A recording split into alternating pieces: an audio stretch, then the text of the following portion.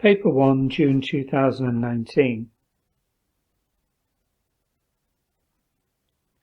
Figure 1 shows an incomplete Born-Haber cycle for the formation of cesium iodide. So we've got two missing lines here, and we've got to write the formulas, including state symbols, the appropriate species on each of these two blank lines. So let's have a look. Something going to cesium gas and iodine, half a mole of iodine as a solid. Well, cesium isn't normally a gas, so entropy of atomization of cesium must be here, turning it from a solid into a gas. So cesium solid, half I2 solid stays the same. One of the two species always stays the same. You only ever change one of them in each of the steps in the Born-Haber cycle. So entropy of atomization of cesium is this one here, going from a solid to a gas. At the same time, I might as well put plus 79 in alongside, and then I know the value of that enthalpy change here. The other one here, I've got cesium gas, and I've got cesium gas with a plus charge here. This one here must be cesium gas going to cesium gas with a plus charge. That's the first ionization energy of cesium here. So I'm going to take that from cesium gas up into cesium gas with an electron removed. And there's the electron that's come off the cesium gaseous ion atom when it's formed a cesium gaseous ion. And I might as well put the enthalpy value in of 376 here. Now, while I'm at it, I'm going to put the enthalpy values of the other ones in. Electron affinity of iodine is when an iodine gaseous atom gains an electron. So that's this one here at 314. Enthalpy of lattice formation of cesium iodide is where you have 1 mole of a gaseous ion, each of the two ions rather, forming a solid ionic lattice. So that's this one here, minus 585. And enthalpy of formation of cesium iodide is where you have 1 mole of the solid formed, so the solid that's being formed, cesium iodide, 1 mole of it from the elements in their standard states, how you'd normally find them in the lab. Well, cesium's a solid and iodine's a solid, a black solid as well. So that's this enthalpy change here, giving out energy. Its next thermic reaction, minus 337, which is this one here. Now, calculate the standard enthalpy of atomization of iodine. So I'm going to start at the bottom here. I'm going to go all the way up here and then down here and return back to this energy level line here. So going up and then down by the same amount, up by the same amount as coming down, it should equal 0. So I'm going from here at the bottom up to this one here. So I'm going to reverse this sign, plus 337. So plus 337, this one's going in the right direction, 79. I don't know this one. This is the one that I'm going to try and find out, the enthalpy of standardization of atomization, which is when of iodine, that is, when I turn the iodine from a solid into a gas. So that's X. That's X is the value I've got to find out. And I've got 376 going in again in the right direction. Then I'm coming down, which is in the right direction, minus 314, and coming down again to minus 585. And going from this line here all the way up and all the way down equals 0. Rearrange it, take all the values apart from X over to the right hand side, so I reverse the sign, minus 337, minus 79, minus 376, minus 314 becomes plus 314, and minus 585 becomes plus 585, so X is at 107. The enthalpy of lattice formation of cesium iodide in table 1 value is obtained by experiment. The value obtained by calculation is minus 582. So let's have a look what that one was. Minus 585 by experiment, minus 582.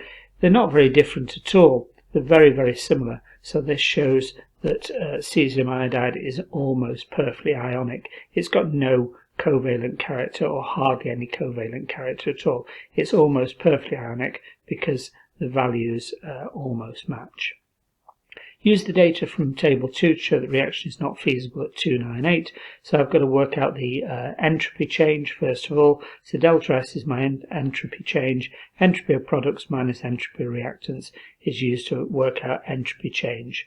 So the products, cesium solid is 82.8. half an I2, well, I've got a whole mole, 1 mole of I2 is 117, so half of that is 117 divided by 2. Take away the entropy of the reactants.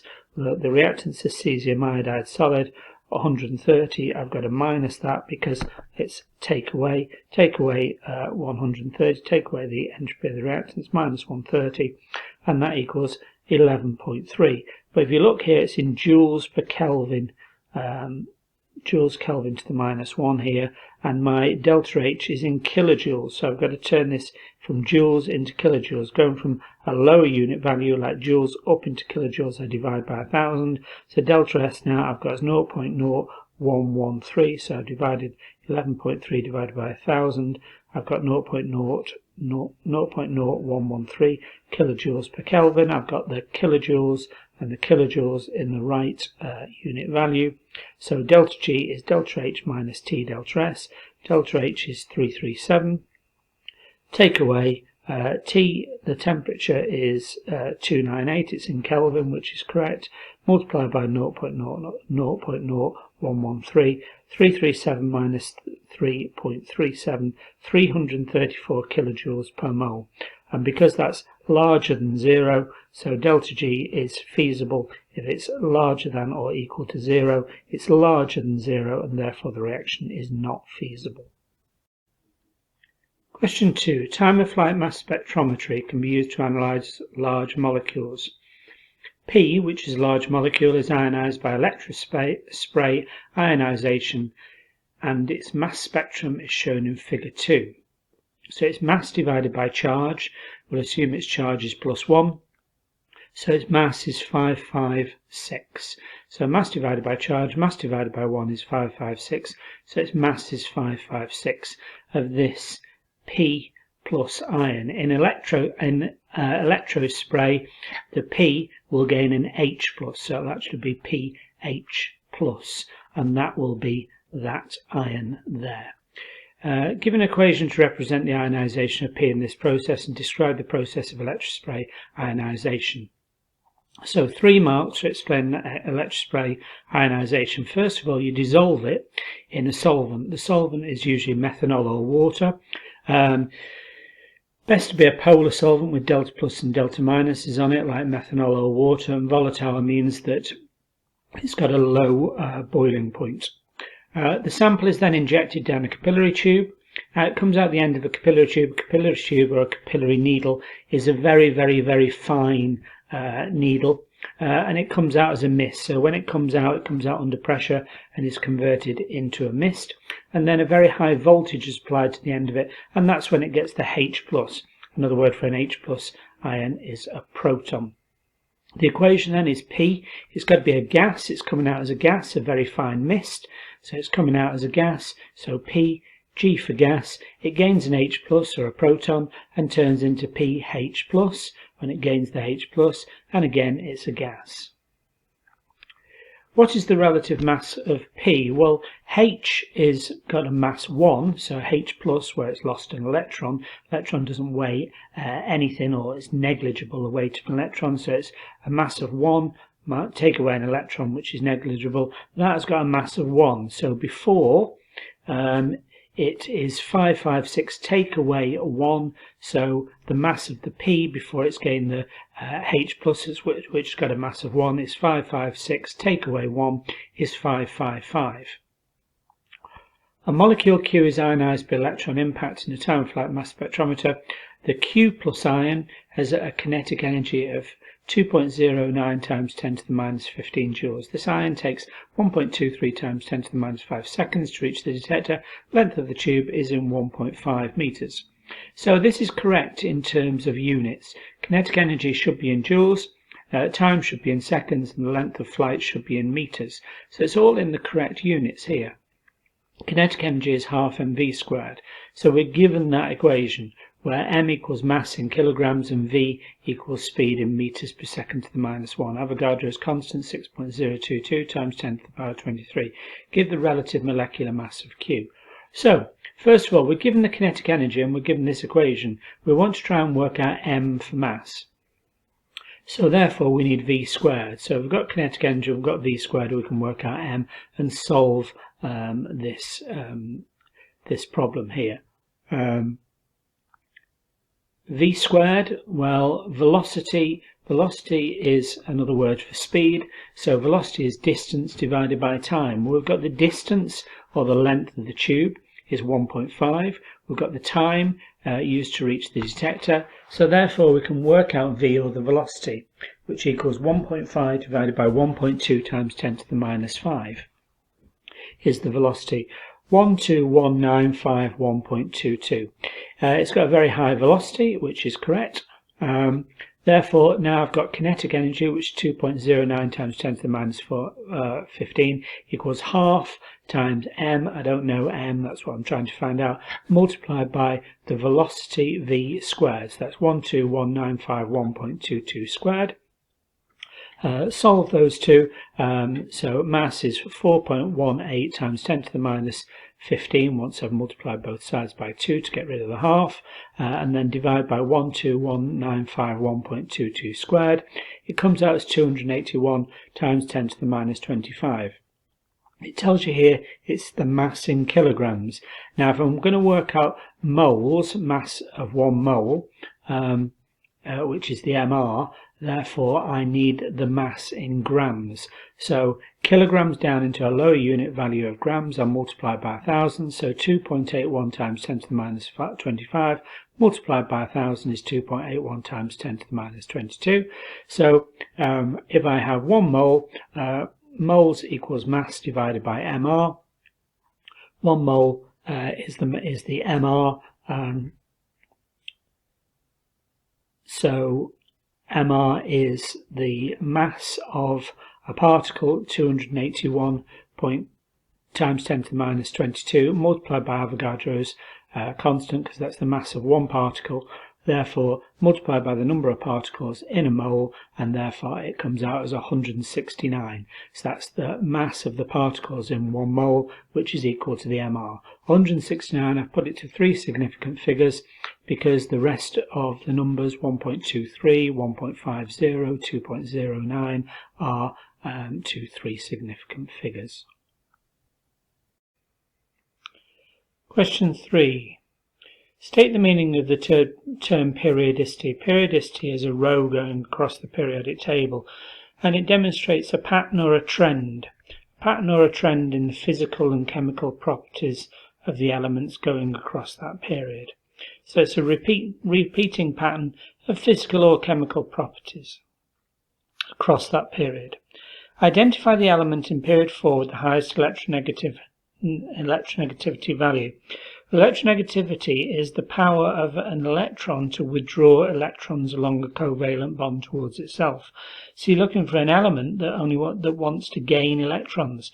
Well, the elements that are closest to gaining an electron and becoming stable are those in group 7. They only want to gain 1 more electron, so they have the greatest electronegativity. So you're looking at something in group 7 that only wants to gain 1 electron and has a very high electronegativity. And across period 4, that's bromine.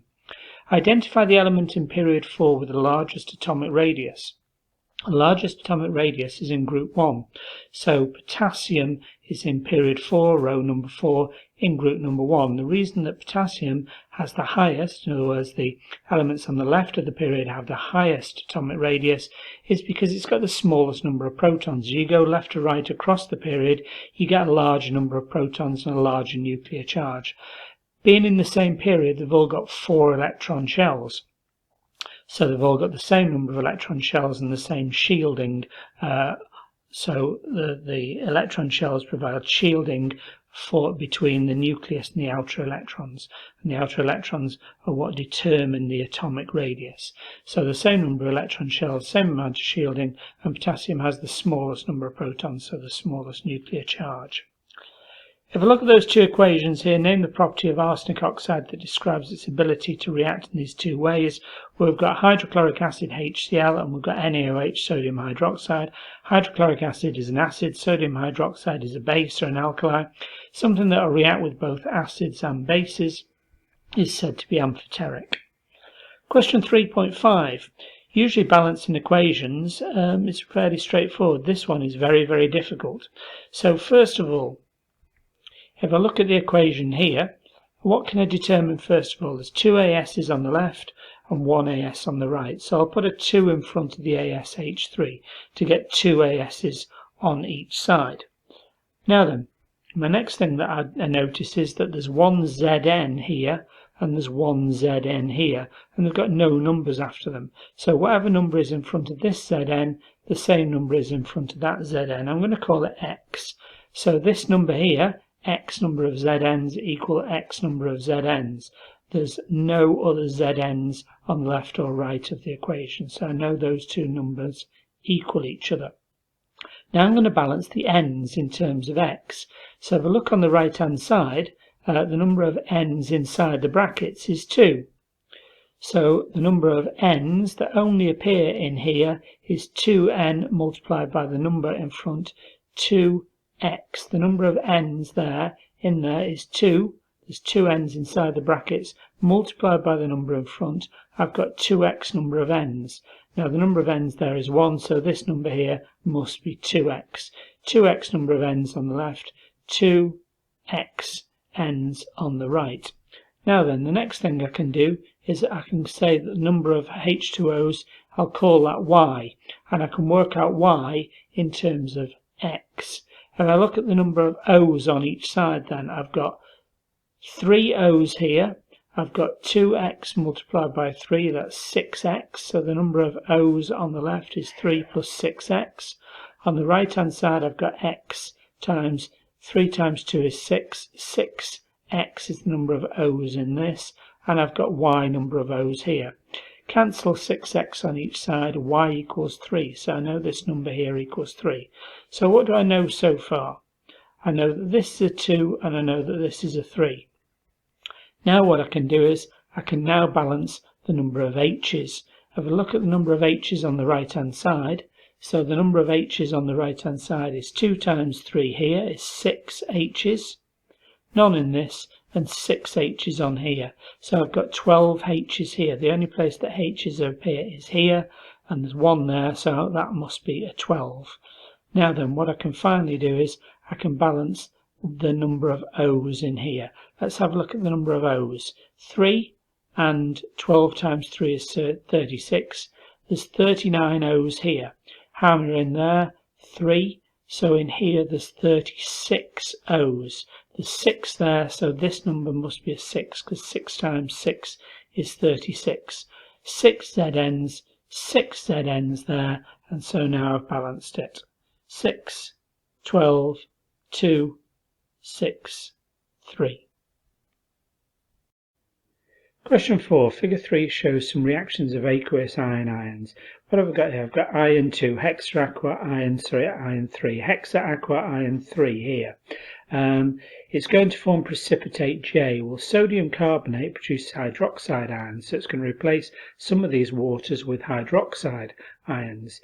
Carbonate ions with water makes carbon dioxide and hydroxide ions. So it's going to replace some of these waters, react with some of these waters, and turn them into hydroxide ions. Now, if it's making a precipitate, the overall charge is 0. So the overall charge has got to be 0. So I've got Fe with a 3 plus, waters with 0 charge at all. So I've got to balance out this Fe 3 plus by having 3 OH minuses. So it will form FeOH 3, H2O 3. So 3 plus on the iron. 3 lots of 1 minus on the hydroxide ions leaves no charge. Waters have no charge, and that's going to be a brown precipitate. So that's just something that you've got to learn as a brown precipitate. Now this is quite a hard equation then to balance. We know that we've got FeH2O3 plus, and we know it's forming FeOH3H2O. We know we've got some carbonate ions. We know we're making carbon dioxide. It's reacting with some of the waters out of here, and it's making some hydroxide ions which are going into here.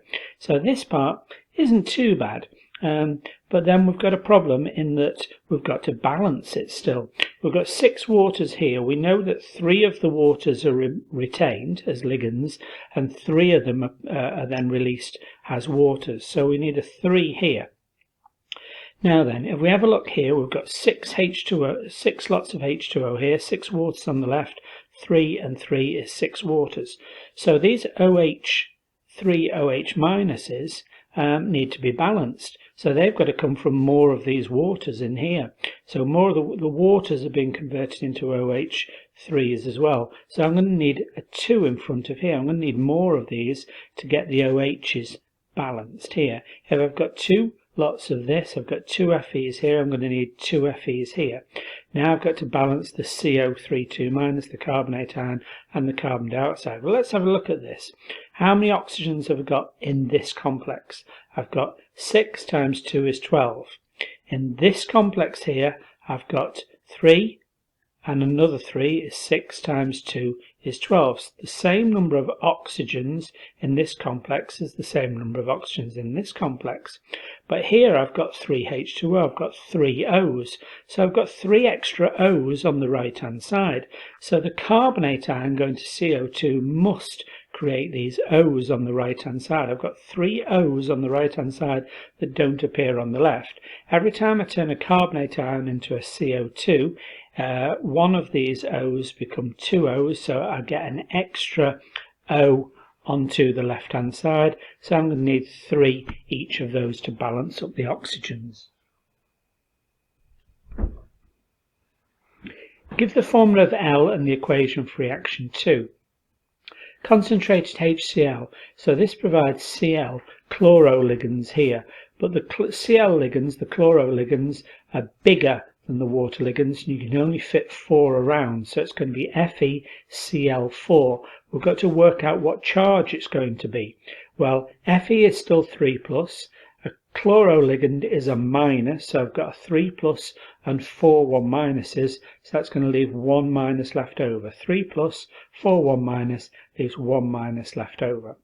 The equation is easier.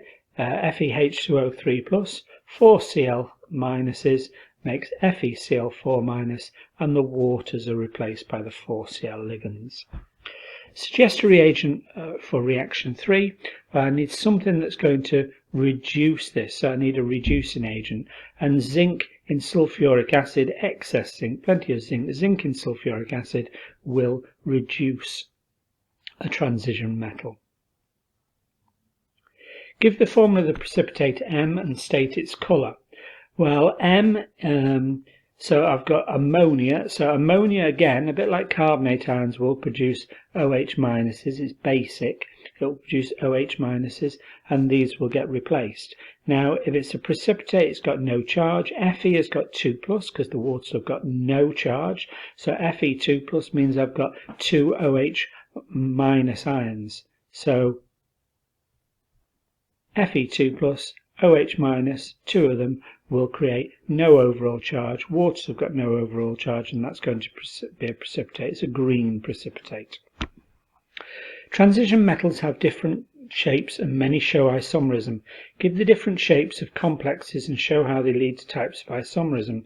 Use examples of complexes of cobalt and platinum. Draw structures of the examples chosen. 6 marks. So what I've got to do is I've got to draw 3 different shapes of complexes and then explain how the 3 different shapes can lead to isomerism for the 6 marks. So I've got 1, 2, 3 marks here, and when I do the isomerism I'm going to get another 3 marks. So cobalt H2O6 with a 2+ charge, hexaaqua cobalt 2 can form 6 ligands. It's going to be an octahedral shape with a coordination number of 6 ligands around it. Cobalt, if I have my Cl4 as an example, 4 1 minus ions, cobalt is 2+, so it's 2 minus overall, coordination number equals 4, shape is tetrahedral. And then I've drawn a cisplatin as well as a different shape. Platinum has got 2 lone pairs up and down, and then it pushes the 4 ligands, the 2 Cls and the 2 NH3s. You should know about cisplatin being able to combat cancer as an anti-cancer drug. And cisplatin means that the two Cls are close to each other, next to each other, not opposite from each other, and the two NH3s are next to each other. Transplatin is where it's opposite. And this, because the two lone pairs are up and down, pushes the four ligands into a square planar shape. Four ligands, coordination number 4. That gets me my 3 marks. And now I need to talk about potentially about the different types of isomerism in each of these.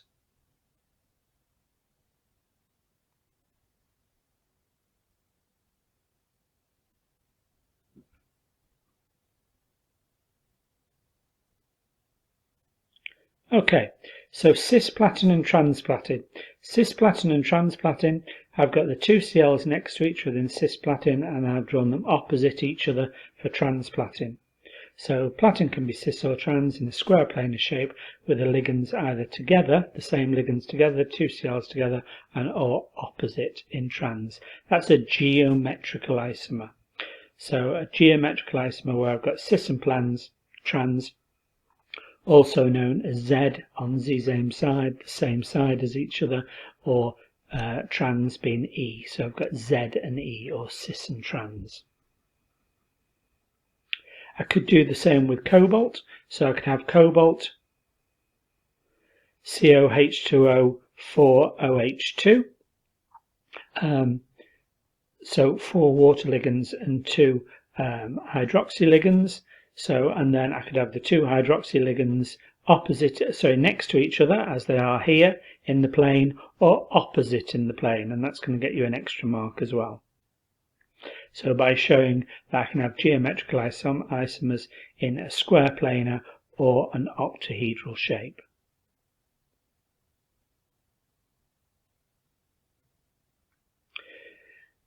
Next here, I could have a bidentate ligand, so ethane dioate or 1,2-aminoethane could be a bidentate ligand. That's where a ligand forms 2 coordinate bonds. So I've got 1, 2, 3 ligands.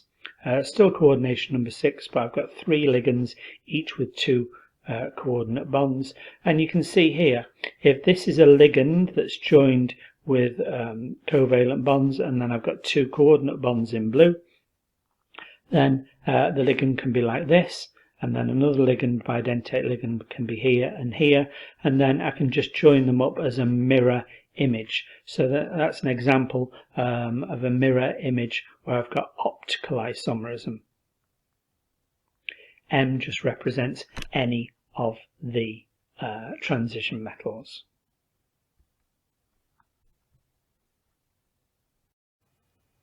Question 5. This question is about some group 7 compounds. Solid sodium chloride reacts with concentrated sulfuric acid. Common salt sodium chloride, sulfuric acid, you get white steamy fumes of HCl. If you remember that, you'll probably be able to do the equation then, because sodium chloride, NaCl, sulfuric acid, white steamy fumes of HCl, and then you've just got to work out what's left over. I've got an Na, I've got one of the H's.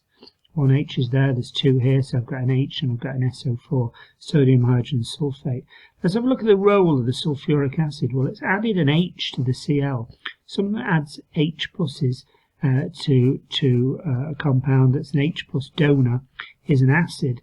Let's just check out it's not an oxidized agent, that the Cl is in -1 oxidation state because Na is in group 1 and +1 oxidation state, loses 1 electron. So the Cl is in -1 oxidation state. Hydrogen's in +1 as well. Group 1 of the periodic table loses 1 electron, +1. The Cl's in -1 there as well. So it's a -1 in both of those. So the sulfuric acid is not actually an oxidizing agent. It's just adding H pluses. It's an acid. It's an H plus donor. Fumes of sulfur dioxide are formed when sodium bromide reacts with concentrated sulfuric acid. What's the equation? So I know I'm making sulfuric acid with sodium bromide. Well, what sodium bromide does is it does this equation, NaBr instead of Cl, NaBr, sulfuric acid H2SO4 makes HBr and NaHSO4, but it reacts again and it forms bromine. So sodium bromide and concentrated sulfuric acid, it then goes on to make bromine, and it makes this sulfur dioxide a choking gas. What else is made? Well, I've got H as an O, so there's a good chance that I'll make water. And what have I got left over? I've got NAs and SO4s, sodium sulfate. How do I know sodium sulfate's Na2SO4? Well, think about sulfuric acid. You know sulfuric acid is H2SO4. Written that formula so many times. H is in +1 oxidation state. It's in group 1, loses 1 electron from its outer shell, +1 oxidation state. And so if it's H2SO4, why do I need 2 + 1s? It must be because the SO4 is in 2- oxidation state, 2 + 1s and a 2-. So this is 2-, and sodium's in group 1 as well, 1 plus ions loses 1 electron, so 2 1+s to balance out the 2- here, Na2SO4. How am I going to balance that? Well, I've got 2 Brs and 2 Nas, so I'm going to need 2 in front of the NaBr. I haven't got enough O's on the left-hand side. I've got 4, 5, 6, 7 on the right-hand side, so I'm going to have to put a number in front of this. Let's try a 2. 4 H's now, a 2 in front of the H2O, and that balances the oxygens. 8 on this side, 2, 4, 6, 7, 8. Observation. I get this. Bromine is a brown gas. It dissolves in water to make an orange liquid, but it's a brown gas when it's on its own. I suppose it might dissolve to give a bit of an orange solution with the water, but it's a brown gas essentially. So brown gas for bromine. Role of the sulfuric acid. Br is in -1 oxidation state, because we've said sodium's in +1. Br is in -1 oxidation state. Bromine on its own, 0 oxidation state, no charge left over. So those are in 0 oxidation state. So it's gone from -1 up to 0. It's been oxidized of the oxidation state. It's gone up. So this must be causing that oxidation. It's an oxidizing agent. Give the oxidation states of chlorine, NaClO3. Well, the Nas are in +1, the oxygens are in group 6, so group 6 will gain 2 electrons, there'll be 2 minuses. 3 2- is a 6- and a +1, the Cl is in +5. +1 + 5 is 6, 3 2- is 6- to leave no charge left over. The Cl is in +5, Na is in +1, the Cl must be in -1 to leave no charge left over. So let's have a look at what's happened to the Cl2. It's a process called disproportionation, where disproportionation is where a compound like Cl2 is oxidized. It's been oxidized, it's gone from 0 oxidation state up to +5 when it's formed NaClO3, and disproportionation when it's been reduced as well. So it's been reduced 0 oxidation state down to -1 in NaCl. So it's been oxidized and reduced. And that forms the next part of the question. What's happened to the chlorine? Chlorine in oxidation state 0 is reduced to NaCl, gone down to oxidation state -1, and it's been oxidized to NaClO3. Disproportionation, that's called. So, solution Y now contains 2 different negative ions. I'm reacting it with silver nitrate. I'm getting a cream precipitate. Well, silver nitrate gives a white precipitate of silver chloride, a cream precipitate of silver bromide, I think I've just found D, and a yellow precipitate of silver iodide. My cream precipitate is silver bromide. I've got bromide ions in solution Y. So I've found D. I've got a compound E as well. Now the compound E seems to disappear, or at least form bubbles of gas, when I add nitric acid. So it reacts with acids to form a gas. A gas of carbon dioxide is a carbonate. So I've got some silver carbonate. I've got carbonate ions, and Y reacting with silver to give compound E. Compound E is silver carbonate, and then that disappears, reacts with the nitric acid rather, and forms bubbles of gas F. How did I know that silver carbonate was Ag2CO3? Well, I know that Ag is in +1 oxidation state, Br is in -1 oxidation state, it's in group 7, gains 1 electron, so Ag is definitely in +1 oxidation state, and I know a carbonate ion is CO3 2-, so 2-, 2 1+, I need 2 Ags. Carbon dioxide ionic equation to form E, AgCO3, so I need 2 Ag pluses and a CO3 2- to make Ag2CO3. Equations show the conversion of D into G. What's happening here? D is my cream precipitate, my silver bromide. reacting with ammonia solution. Ammonia is NH3 and it's formed a colourless solution. What silver does is it can gain two ligands, two NH3 ligands. I know that it's plus because the ammonia ligands, amine ligands, formed from ammonia, no oxidation state, they're charged 0, so that is in +1 oxidation state, so there's a +1 left over because these are zeros. And I'm going to need two NH3s here to balance it up. I'm going to make Br, and the Br is going to be a minus, and that's going to balance out with the plus.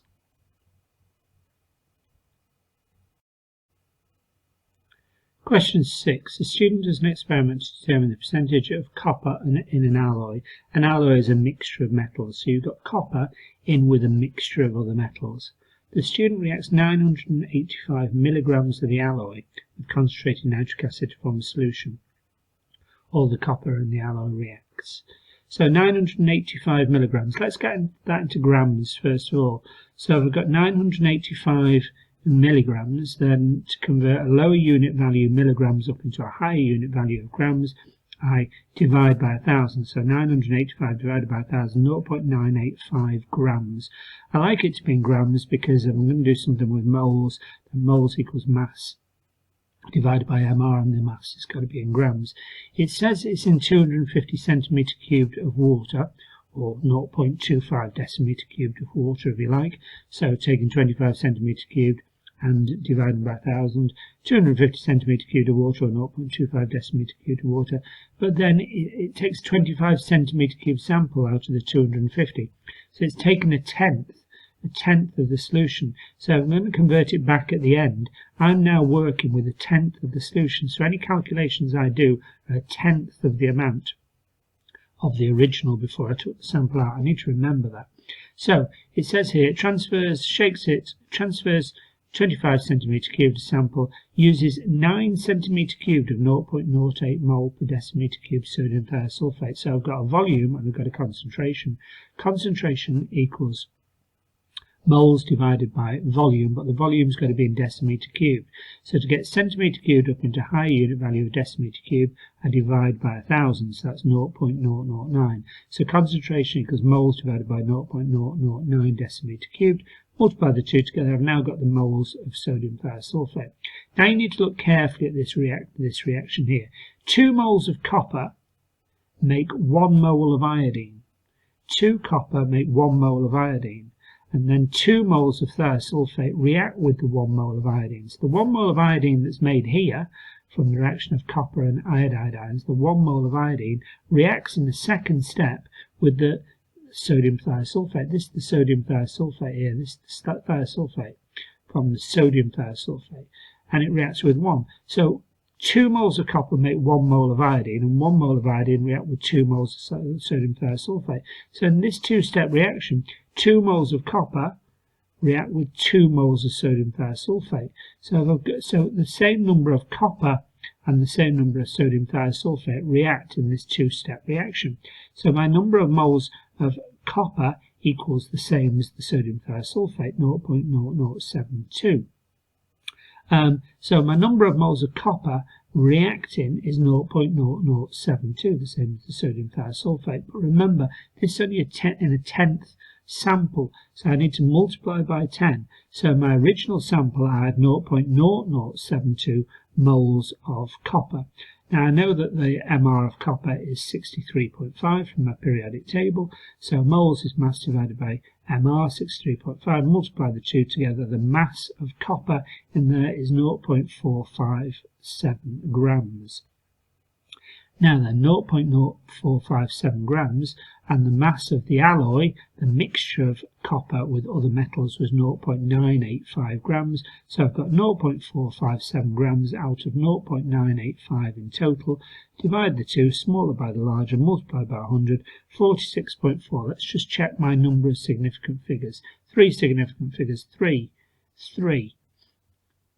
significant figures. Everything's to 3 significant figures. So 46.4% to 3 significant figures.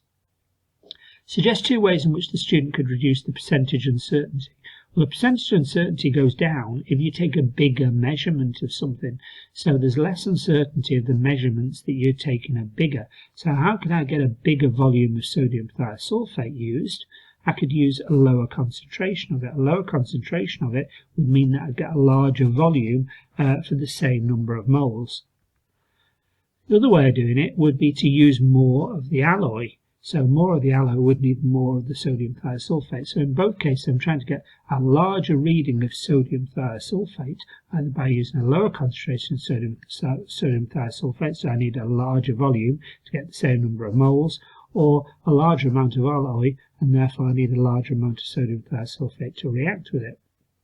State the role of the iodine in the reaction with sodium thiosulfate. Well, let's have a look what the iodine what's happening to it. I2 goes to I minus. It goes from zero oxidation state down to minus.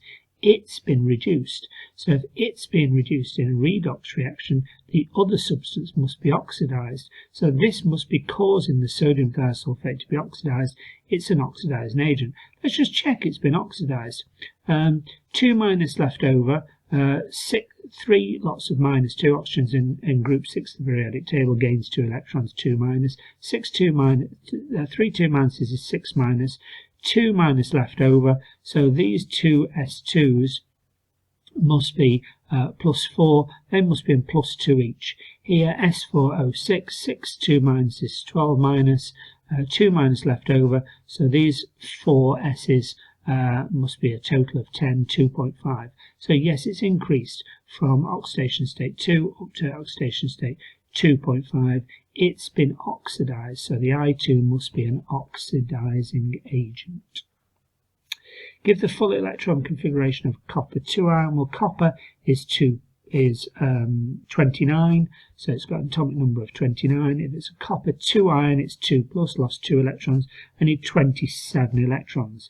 The S electrons are lost before the Ds, so I've got 2, 2, 6, 2, 6, and 9 3Ds to make 27 electrons in a copper 2 plus ion.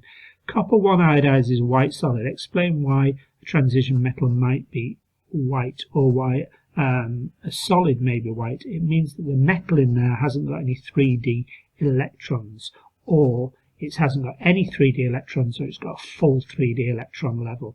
So if it's got a full 3D electron level or hasn't got any 3D electrons, it cannot absorb visible light. What happens is that any 3D electrons can absorb visible light. They get promoted within the 3D shells. That's called a process called transition. But because it hasn't got copper 1 iodide, copper 1 iodide would have 1 extra electron. It would have 3D10, so it'd have not 29 electrons like copper, it'd have 28. So instead of copper 2 only having 27, it would have 28. It would be 3p6 3d10. It would have a full d energy level. So if it's got a full d energy level or no d electrons at all, they cannot absorb visible light. They cannot have any 3D transitions. Iodine vaporizes easily. Calculate the volume in centimeters cubed that 5 grams of iodine vapor occupies. 185 degrees C, 100 kilopascals, gas constant. I've got gas constant, so I need PV equals nRT. Straight away, though, I'm mindful of the fact that that's in kilopascals. I need to get that into pascals. Higher unit value kilopascals down into pascals, and I'm multiplying by 1,000, so that's 100,000 pascals. I've got 185 degrees C, that needs to be in Kelvin by adding 273 to it to get it into Kelvin, and I've got 5 grams of iodine, so I can work out the number of moles. Be mindful that iodine is in group 7, wants to gain 1 electron, so 2 iodine atoms come together and form a covalent bond, and iodine is I2, so I need to be mindful of all of those things. 100 kilopascals, 100,000 pascals by turning a large unit value of kilopascals down into a low unit value of pascals multiplied by 1,000. MR of I2, and I is a 126.9 need to multiply by 2. That's a common mistake there, that you don't remember that iodine is I2. 2 iodine atoms pairing up to form a covalent bond to fill their outer energy level and become stable. 253.8 is the MR of iodine. Mass, number of moles is mass divided by MR, 5 grams divided by 253, 0.0197. Temperature, I've added 273 to the 185 degrees Celsius to form 458 Kelvin. And then I just put this into PV equals nRT. Pressure 100,000 times volume, which I don't know, which I'm trying to find out in centimetres cubed. N is number of moles, 0.0197, gas constant 8.31458 Kelvin. Multiply those all together. V is the product of each of those three numbers divided by 100,000, 0.0075 meters cubed. So remember, volume in PV equals nRT is meter cubed. To get it down into decimeter cubed, you multiply by 1,000. So we multiply by 1,000, 0.750 decimeter cubed. But it wants it in centimetre cubed, so decimetre cubed into the next unit value down is multiplied by 1,000 again, so it's 750 centimetre cubed. Are we okay to three significant figures? Yes, 3, 3, 3, 3. Everything else is to three significant figures, so 750 centimetre cubed.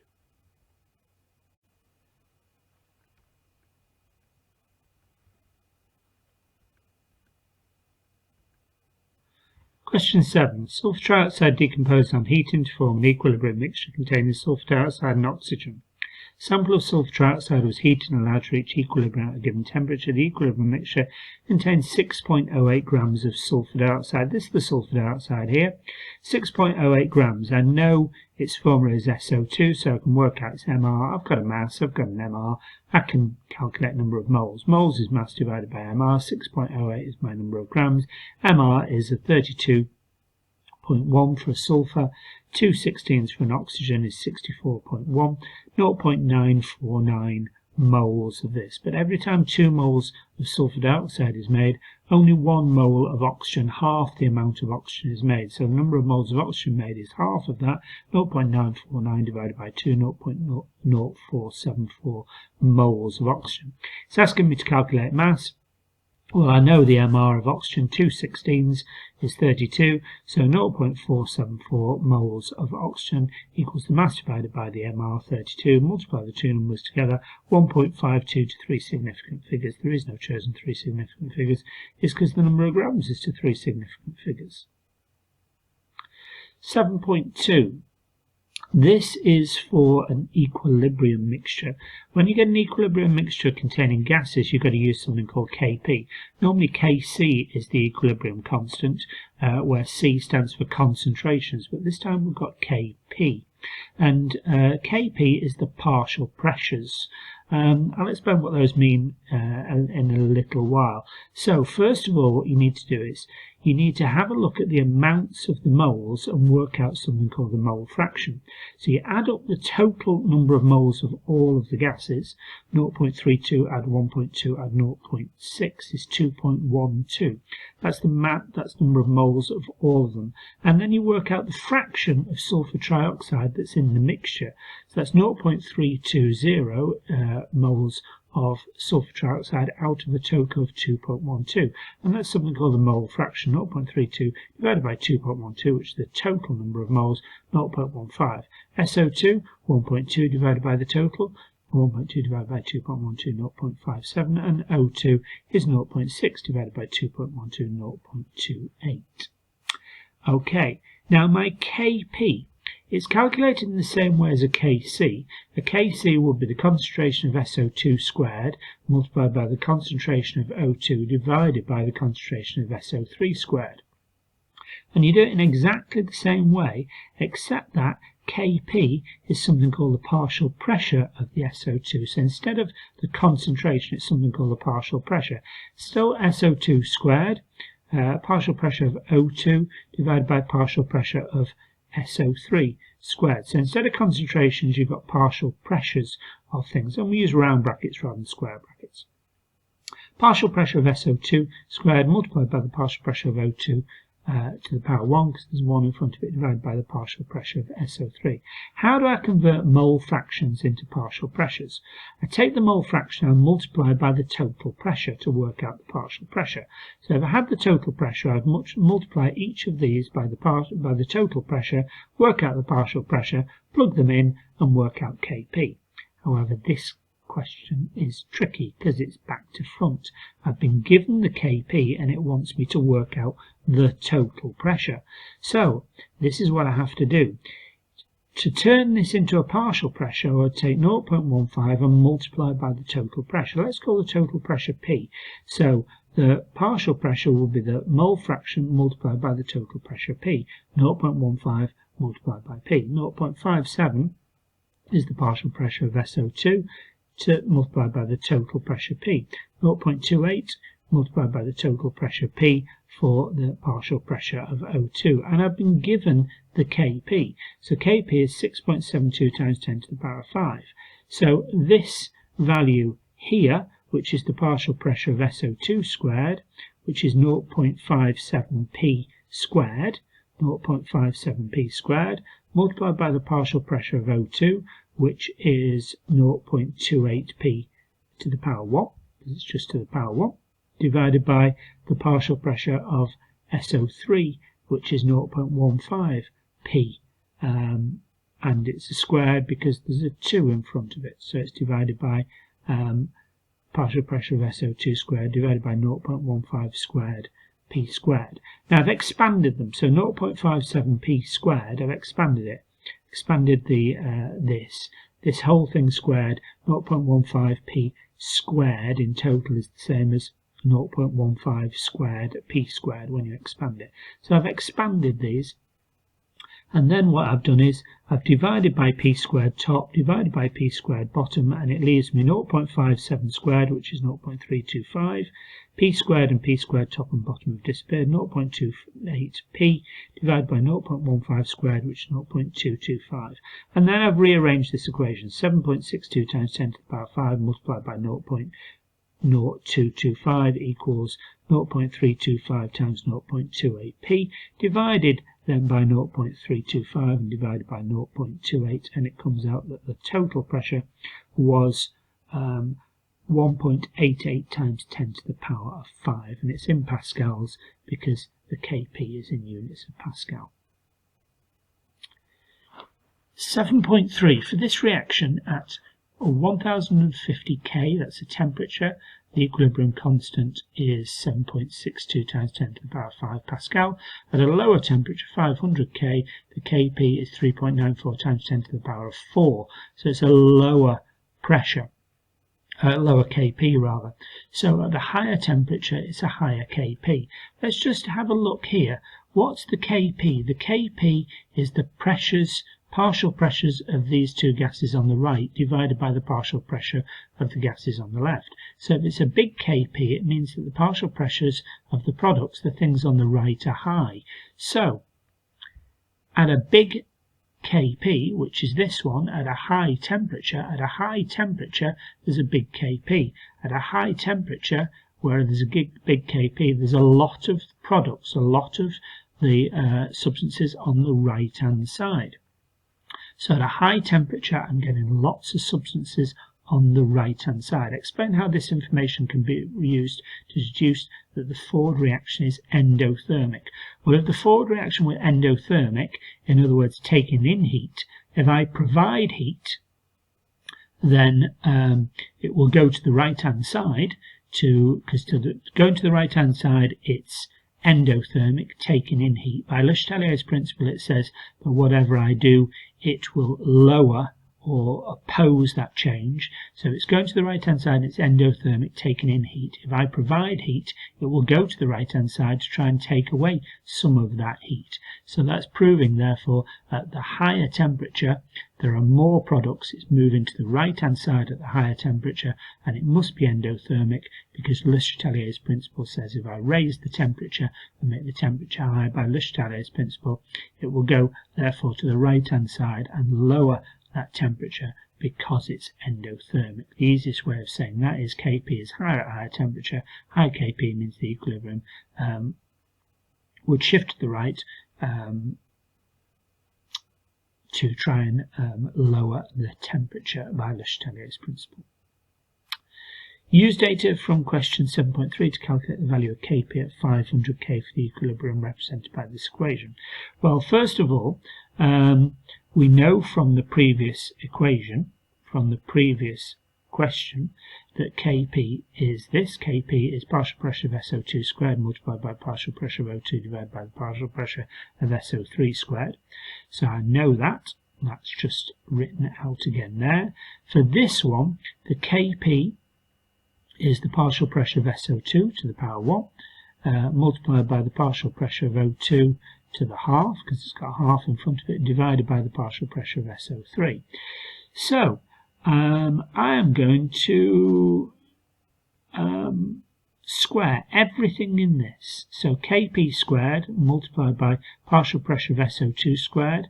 Partial pressure of O2 to the half squared is just partial pressure of O2, partial pressure of SO3. So if I square everything here, partial pressure of SO2 becomes SO2 squared, the same as above. Partial pressure to the half squared becomes partial pressure O2. Partial pressure SO3 squared becomes this. So if I square everything here, it becomes this above it. So Kp squared, my new Kp squared, equals this, which equals 3.94 times 10 to the power 4. So Kp squared is 3.94 times 10 to the power 4. Kp therefore is the square root of that, which is 198.5. Calculate the units of Kp. Well, partial pressure is measured in pascals, so I've got partial pressure here. Partial pressure is just pascals. Partial pressure to the half is Pascal to the half divided by partial pressure SO3 is Pascal. Pascal top and bottom cancel. Kp is Pascal to the half, or Pascal to 0.5, whichever you prefer.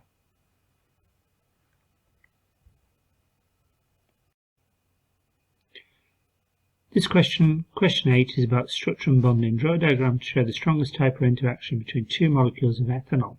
Well, I've got an O to an H, so when I've got an O to an H, or an N to an H, or an F to an H, then the O, the N, and the F are very, very much more electronegative than the hydrogen. So you get large delta pluses and delta minuses, large polar bonds within the molecule, and therefore the delta plus and the delta minuses attract each other across between different molecules, and it's actually the lone pairs of electrons on the oxygen attracting the delta plus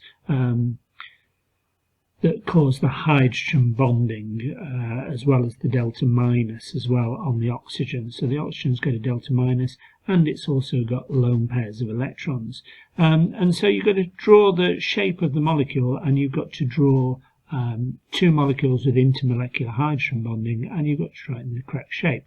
Quite a tricky thing to do for 3 marks. So let's have a look how that works. So first of all, you've got to realise that the shape of CH3CH2OH, you can forget about this part, you can put CH2CH3 if you want to, or C2H5. It's CH3CH2, and then I've got an O and an H, and an oxygen has got 6 electrons in its outer shell. It's in group 6, so it's got 2 as a lone pair, another 2 as a lone pair, and then 1 in each of the 2 bonding pairs. So it's a V-shaped molecule here, similar, I suppose, to water. So that V-shaped molecule, you've got to draw 2 V-shaped molecules, and you've got to draw the lone pairs on them. You can either draw them as lobe, these sort of pear-shaped sort of bubbles if you want, or you can put 2 dots, 2 pairs of 2 dots. Either way, but you've got to show this shape. You've got to show, therefore, between the delta plus and the delta minus, or the lone pair, as this. So this has got a delta minus and lone pairs as well between the delta plus and on the H and a lone pair, and you've got to show that as a dotted line, because that's an intermolecular attraction, an intermolecular hydrogen bond between the two. And you've also got to draw in a straight line the O, the H, and the O, and another H out here. So it goes H, O, H, O, because these lone pairs and the H plus and the lone pair and the H plus all repel and therefore set it up in a line. So you can see from the mark scheme how it works out. You've got two lone pairs on each oxygen atom and delta plus and delta minus on the OH bonds. That gets you a mark. The second mark is for showing the intermolecular hydrogen bond as a double dotted line in between the H plus and a lone pair of electrons, or a delta minus on the on another molecule as an intermolecular bond, and then have the alignment O to H to O to H in a straight line for the third mark. Methoxymethane is a methyl group and then an oxygen bonded to another CH3, so it's C with 3 H's and O bonded to a C that's got 3 H's as well, and then I've got ethanol. So in terms of intermolecular forces, explain the difference between the boiling points. Well, you've got very strong hydrogen bonds in ethanol, so you've got an O bonded to an H, so you've got strong hydrogen bonds, therefore strong intermolecular bonds and a high boiling point, whereas methoxymethane has only got dipole-dipole attraction, so you have got some delta plus and delta minuses between the O and the C. The O is much more electronegative than the C, but the delta plus and delta minuses are not as large as in hydrogen bonding. So hydrogen bonding, large boiling point, strong intermolecular forces, and the hydrogen bonds are stronger intermolecular forces than the dipole-dipole attractions that are in methoxymethane. Draw the shape of POCl3 molecule in the shape of ClF-, so and suggest bond angles. So phosphorus is in group 5, so it's got 5 electrons in its outer shell. Oxygen's in group 6. Now oxygen wants to gain 2, so it's going to put 2 into a covalent bond and take 2 from the phosphorus into a double covalent bond. So the oxygen will put 2 into the covalent bond and expect the phosphorus to put 2 into the covalent bond. So that means phosphorus had 5, it's put 2 into the P to O double bond, and it's got 3 left over, so it's got 3 Cl's bonding those 3 remaining electrons. So it's got 4 bonds and no lone pairs. 4 bonds and 4 lone pairs is going to be a tetrahedral shape. It will be slightly distorted. It won't be 109.5. These 3 will be pushed slightly closer together because you've got more electrons here. You've got 4 electrons in this double bond, which will create an extra repulsion. But you get the marks for saying that it's a tetrahedral shape. That's fine. ClF4 rather. Chlorine is in group 7. It's got an extra electron, so chlorine is the single atom that's in the centre of the molecule. It's got 7 electrons in its outer shell. It's got an 8 there because it's got a minus, so it's got 8 in its outer shell. It's got 4 bonding pairs, so 4 of its 8 electrons are involved in 4 bonding pairs, and therefore it's got 4 left over. It's got 2 lone pairs. That due to electron pair repulsion theory says that all electrons repel as far apart as possible, and the repulsion between lone pair and lone pair is stronger than the repulsion between lone pair and bonding pair, which is stronger than the repulsion between bonding pair and bonding pair. So the 2 lone pairs will go as far apart as possible. They'll go up and down, and the 4 bonding pairs will then be in a square planar shape around it. So the 2 lone pairs up and down as far away as possible, and the 4 bonding pairs then in a planar shape at 90 degrees from each other. You call it square planar shape, remember, because you don't you use the lone pairs to calculate the shape, but actually when you name the shape you only use the bonding pairs to name the shape, so it's square planar rather than octahedral. You ignore the lone pairs when you describe the shape. The name of the POCl3 is a tetrahedral, a distorted tetrahedral. Tetrahedral gets you the marks. ClF4- is a square planar shape. Bond angle in ClF4- is 90 degrees between the ClF bond and the next ClF bond is 90 degrees here. Question 9. This question is about pH values. 9.1 for pure water, 40 degrees C, pH 6.67. A student thought the water was acidic.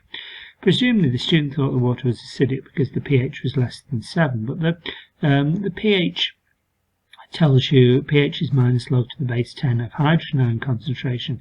It doesn't tell you whether something is acid or neutral, or basic or alkaline. if something is neutral, if the H plus concentration and the OH minus concentration are equal, it's only acidic if there's an excess of H plus, and it's only basic or alkali if there's an excess of OH minus.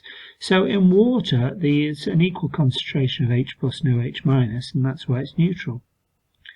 So H plus concentration equals OH minus concentration, the water is neutral. The 6.67 pH is misleading. The 6.67 is minus log to the base 10 of hydrogen ion concentration. So pH is minus log to the base 10 of hydrogen ion concentration equals 6.67. I want to find the H plus concentration from that.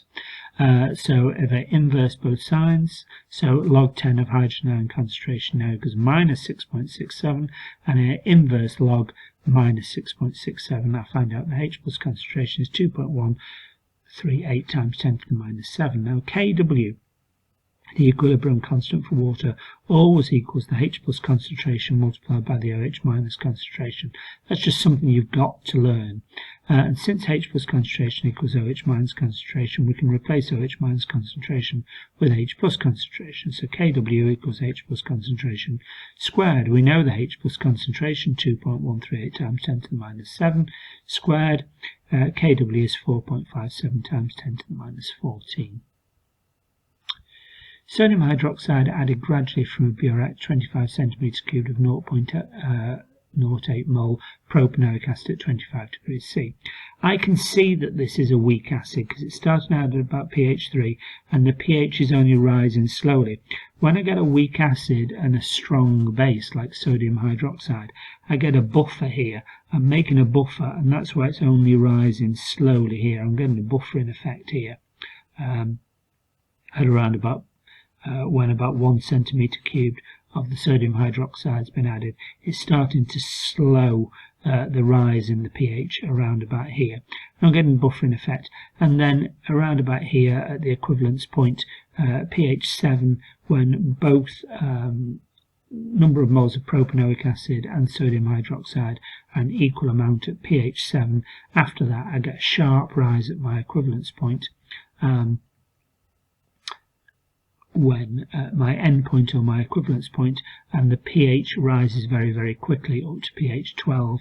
So there's a sharp increase in pH, and that's because I'm adding an excess of sodium hydroxide after pH 7. Now there's something else to note here.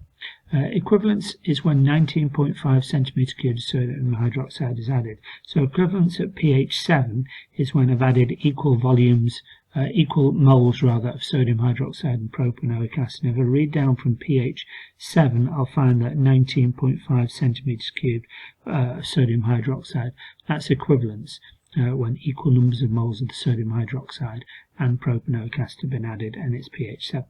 So at half that value, so when half of 19.5, that's 9.75 centimeters cubed of added. At this point here, 9.75, around about here, around about pH 4.9, at that point something happens.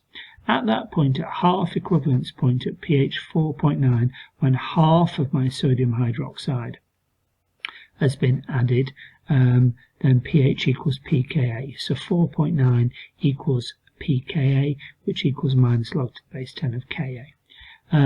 So 4.9 is minus log to the base 10 of Ka, minus 4.9 is log to the base 10 of Ka. Inverse log of minus 4.9 is 1.26 times 10 to the minus 6, that's the Ka. Suggest which indicator is the most appropriate for the reaction in question 9.2. So at 9.2, there's a large rise in pH in between pH 7 and about pH 11. So there's a sharp rise here between pH 7 and pH 11. It's shooting right upwards here. So I want an indicator that's going to work in the range 7 to 11, pH 7 to 11. So pH 7 to 11 is 8.2 and 9.8 are between 7 and 11. So cresol phthalate is my answer. The student prepared a buffer solution by adding 0.016 moles of a salt, Kx, to 100 centimetre cubed of 0.5 mole per decimetre cube solution of a weak acid, Hx, and mixing thoroughly. So first of all, I've got to recognise my equation. Hx is my acid, and it's going to break up into H plus and X minus. So Ka, my equilibrium constant for an acid, is H plus concentration multiplied by X minus concentration divided by Hx. Now for buffers, if it says buffer, what you do is you cancel the square brackets above and below and turn those into numbers of moles, and you leave the H plus behind. So Ka equals H plus, and you cancel square brackets top and bottom, so H plus concentration multiplied by moles of X minus and moles of Hx now, so by getting rid of the concentrations. That's just a trick you can do. Now moles of X minus are the same as Kx, because this Kx, this salt, will break up completely into K plus and X minus. So the number of moles of Kx equals the number of moles of K plus and X minus. It's the X minus I'm interested in. So 0.0136 moles of this salt fully dissociates, fully dissolves in water to make 0.0136 moles of X minus salt.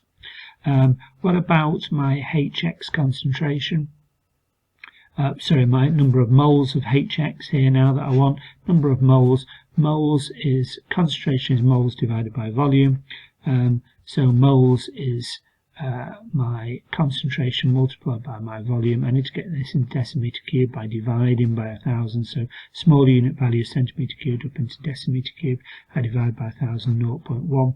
So my concentration is 0.5 equals moles divided by 0.1, which is the volume, multiplied 0.1 by 0.5. 0.05 is my number of moles of Hx. So Ka equals H plus concentration multiplied by 0.136, which is my number of moles of X minus, divided by number of moles of Hx. And I could calculate H plus at this point and work out pH. Except that they've added something. They've added some potassium hydroxide to the buffer solution. This is the hardest kind of question. So some of these values have changed. So what happens when you add potassium hydroxide to the buffer solution? What actually happens is adding potassium hydroxide alters this. So 3 times 10 to the minus 4 moles of potassium hydroxide, or I could say 0.0003. Moles of potassium hydroxide. What does that do? Well, it reacts away some of the acid, the Hx. So it takes away some of the Hx. Hx is my acid and potassium hydroxide is a base. It reacts away 0.0003 moles of Hx. So my Hx, instead of being 0.05, it's 0.05, take away 0.0003, which has been reacted away by reacting with the potassium hydroxide. So my new value instead of 0.05 is now 0.0497.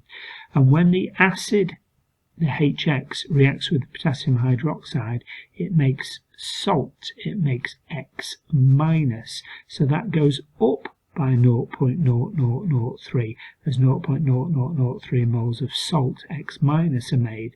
So that goes up to 0.0139. So now my new values, instead of 0.0136 divided by 0.05 are 0.0139 divided by 0.0497. If I rearrange that equation, H plus now comes out as 5.04 times 10 to the minus 5. pH is minus log to the base 10 of that, 4.30. I've put it to 3 significant figures because my other values are 3 significant figures. Okay. A buffer solution has a constant pH even when diluted. Use a mathematical expression to explain this. Okay. Ka, the equilibrium constant, is H plus multiplied by concentration of H plus multiplied by the concentration of X minus divided by concentration of Hx. Ka is a constant called the acid dissociation constant, or the equilibrium constant for an acid. So that's constant. Okay. So constant equals H plus multiplied by X minus divided by HX. Yeah. I could rearrange this if I wanted to now. So I could multiply both sides by hx, so my constant multiplied by hx equals h plus multiplied by x minus, and I could divide by x minus, so constant multiplied by hx divided by x minus equals h plus concentration. So, and a buffer solution has a constant pH, so H plus has stayed the same. So, if H plus stays the same, H plus must remain constant, then Hx divided by x minus is a constant. So what you're arriving at is Hx concentration divided by x minus must remain a constant. That is what they're after for a mark.